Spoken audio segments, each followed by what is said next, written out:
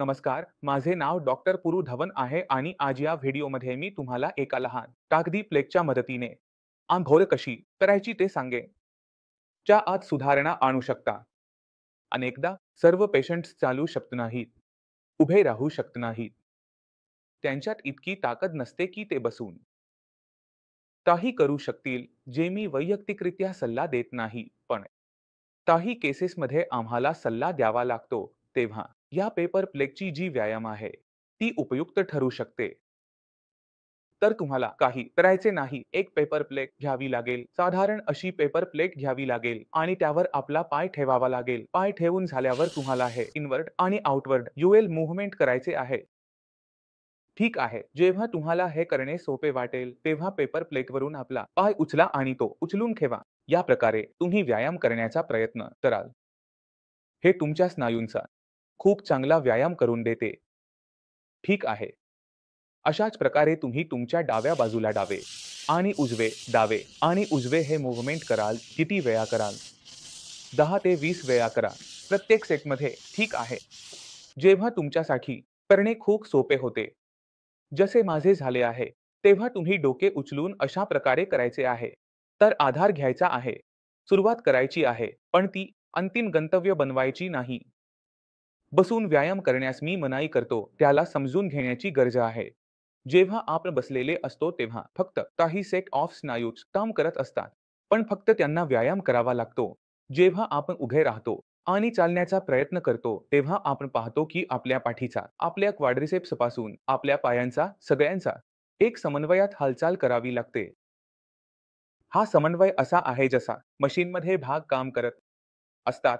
जसे आपण गाडी पाहतो, तशी गाडीत सगळे इंजिन, पिस्टन एकत्र काम करत असतात. त्यांच्या आत एक लता आहे. जेव्हा आपण स्वतंत्र व्यायाम करत असतो, तेव्हा ती लय तयार होत नाही. पण जेव्हा आपण चालण्याचा सराव करत असतो, तेव्हा सगळ्या स्नायूंचा व्यायाम एकत्र होतो. आणि त्या स्नायूंमध्ये कोणती लय असावी, की तुमची हालचाल योग्य प्रकारे होईल, ते देखील विकसित होऊ लागते. कारण आपण जो काही व्यायाम करत आहोत, तुम्हाला वाटते की आपण तो स्नायूंसाठी करत आहोत.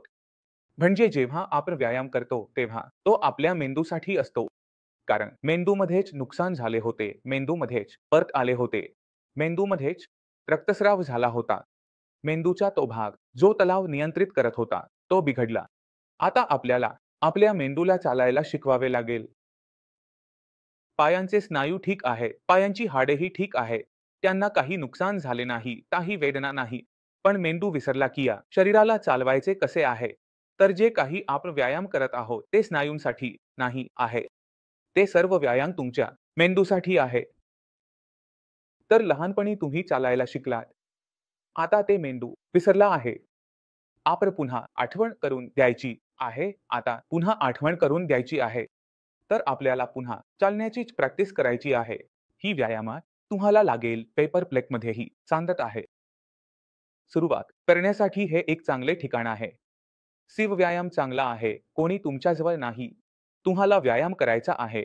तुम्हाला अवलंबित्व ठेवायचे आहे. म्हणून हा निष्क्रिय व्यायाम किंवा तुम्ही स्वतःवर केलेला व्यायाम चांगला आहे.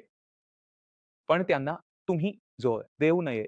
तुम्हाला नेहमी चालण्याचीच प्रॅक्टिस करायची आहे. कारण पहिल्याचा पेशंट सर्वात आजची पेशंटमध्ये एक असतो. मी स्वतः म्हणतो, कोणता पेशंट तुमच्याच म्हणाला, "डॉक्टर साहेब, तुम्ही मला 1 तासाचा व्यायाम सांगितला होता. मी 2 तास केला होता. इतका चांगला. मी 21 तास बोलेन. तो ते 15 मिनिटे करेल." खरं सांगतो 15 झाले, माझी बस झाली, मी नाही. ते आपली जी हिंमत आहे, ती हरवायला सुरुवात करतात. कारण पॅरालिसिस नंतर स्वभावात, वर्तनातही बदल येतो. किंवा पेशंट अगदी मुलांसारखे भेद करायला सुरुवात करतो. हा पेशंट खूप जास्त आक्रमक होतो. खूप कमी असे पेशंट असतात जे थोडे लॉजिकल होते आणि लॉजिकल राहतात. पेशंटच्या मनात ही भावना आणणे की मला बरे व्हायचे आहे, मला बरे व्हायचे आहे, मला मेहनत करायची आहे. हे सर्व रुग्णांमध्ये दिसून येत नाही. मग तुम्हाला काय करावे लागते? रुग्णाशी बोलून काम करावे लागते. चला व्यायाम करा. पहिल्या दिवशी मीठ कलो. मला झोप येत आहे, मला अन्नाची गरज आहे, मला भूक लागली आहे. त्यांचे तंबू सुरू झाले आहेत. जसे लहान मुलांचे सुरू होतात. जसे लहान मुलांना सांगितले की वाचा, नाही माझ्या पोटात दुखत आहे, नाही मला उलटी येत आहे.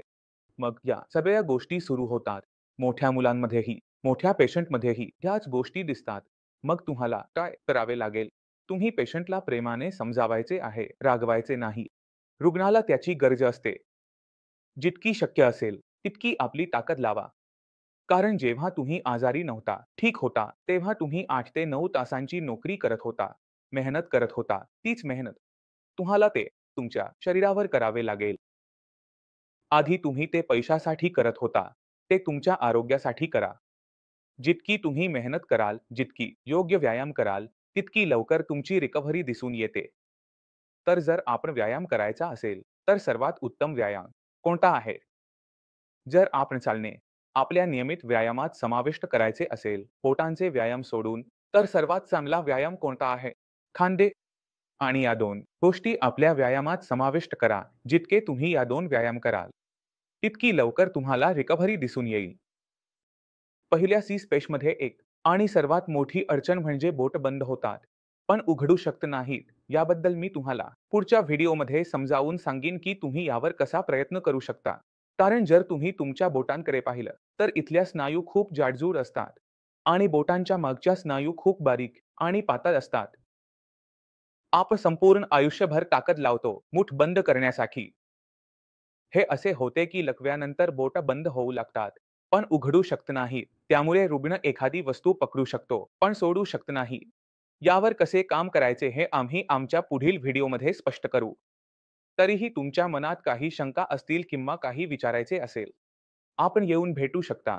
डॉक्टरांची संपूर्ण टीम आहे. आपण त्यांच्याशी बोलू शकता. याच सोबत मी आपल्याकडून परवानगी घेऊ इच्छितो. पुढील व्हिडिओमध्ये भेटू. तोपर्यंत नमस्कार.